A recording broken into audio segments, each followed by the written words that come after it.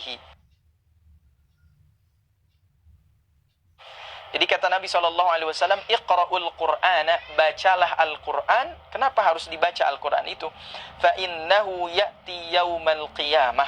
Karena sesungguhnya Al-Quran itu akan datang pada hari kiamat, syafi'an li ashabihi, menjadi syafaat bagi para sahabat-sahabatnya. Apa makna syafaat? Syafaat ini artinya pelengkap, ya. Syafi'a, ya. Itu lawan kata dari kata witir. Witir itu kan artinya ganjil. Kalau syafaat itu artinya penggenap. Siapa yang akan diberikan syafaat oleh Al-Quran ini? Ternyata Nabi menyebutkan li ashabihi, buat sahabat-sahabatnya. Di sini Nabi tidak menyebutkan li qari'ihi,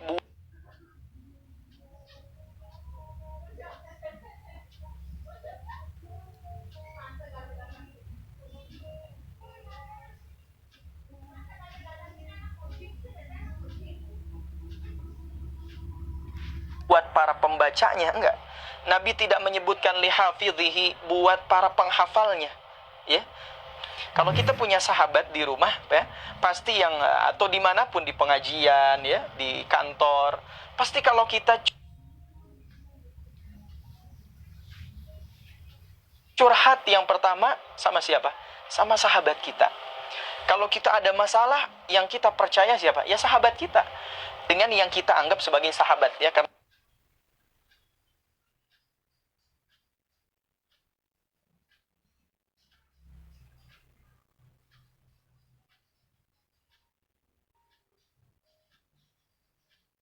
tidak semua teman itu kita jadikan sahabat. Nah,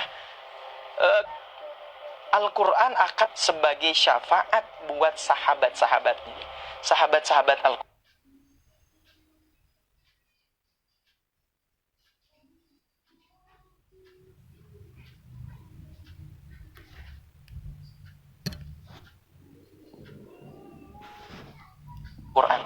Inilah yang luar biasa yang disampaikan oleh Nabi SAW. Lebih utama lagi sekarang sudah masuk 10 hari terakhir di bulan Ramadan. Jim, inna anzalnahu fi lailatul qadri. Inna, sesungguhnya kami, anzalnahu, telah menurunkan Al-Quran ini fi lailatul qadri, pada malam Lailatul Qadar. Ya, ada salah satu riwayat hadis Nabi mengatakan begini, carilah malam Lailatul Qadar itu pada 10 hari terakhir di bulan Ramadan. Jadi carilah malam Lailatul Qadar itu pada 10 hari terakhir di malam di bulan Ramadan. Ketika mengomentari ayat ini, sahabat Abdullah bin Abbas, ya, Abdullah bin Abbas ini kan seorang ulamanya di kalangan sahabat, mengatakan apa? Innallaha anzalal Qur'ana jumlatan wahidatan minal lauhil mahfuz ila sama'id dunya. Jadi Allah menurunkan Al-Quran itu dua tahap, kata Ibnu Abbas, ya. Kapan dua tahap itu? Minal lauhil mahfuz ila sama'id dunya.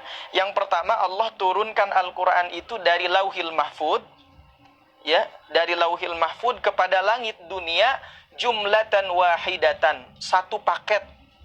Jadi dari Al-Fatihah sampai An-Nas secara lengkap Allah turunkan Al-Quran ini dari lauhil mahfuz ke langit ke dunia. Dan kapan itu turunnya? Itu turun pada malam Lailatul Qadar.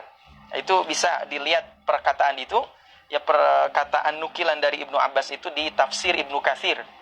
Bagi yang punya di rumah koleksi tafsir Ibnu Katsir, ya, bagi yang bahasa Arabnya atau bahasa Indonesia bisa dicek. Kemudian apa? Summa anzalallah, kemudian summa nuzila, kemudian diturunkan minas sama'id dunya fi baitil izzah, dari langit dunia, yang langit dunia itu disebut oleh Ibnu Abbas nama tempatnya Baitul Izzah, ya. Langit dunia itu oleh Ibnu Abbas disebut nama tempatnya Baitul Izzah, mufassalan, secara bertahap, ya, sesuai dengan kondisi yang dibutuhkan pada waktu itu. Kemana? Ke dunia secara bertahap. Dan itu sebagian ulama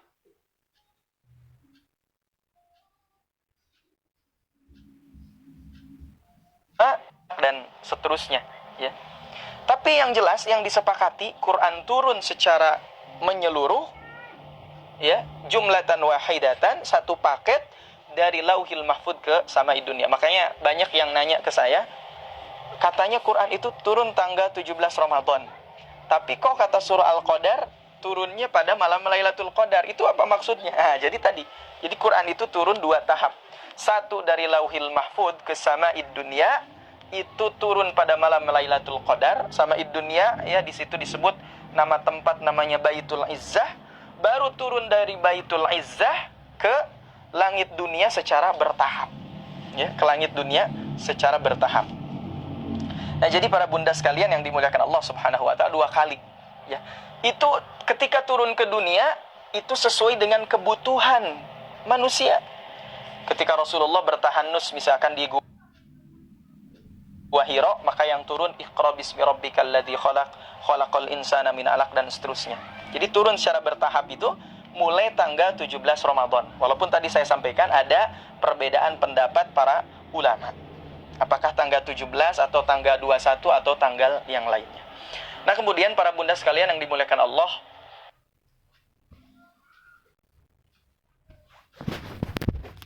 interaksi para sahabat dengan Al-Quran, interaksi para ulama dengan Al-Quran, ini sangat luar biasa. Kadang kita nggak sanggup buat ngikutin mereka, ya. Jangankan sahabat, Imam Syafi'i saja, saya sering ulang-ulang. Imam Syafi'i itu kalau datang bulan Ramadan, beliau menghatamkan minimal 60 kali khatam. 60 kali khatam Imam Syafi'i.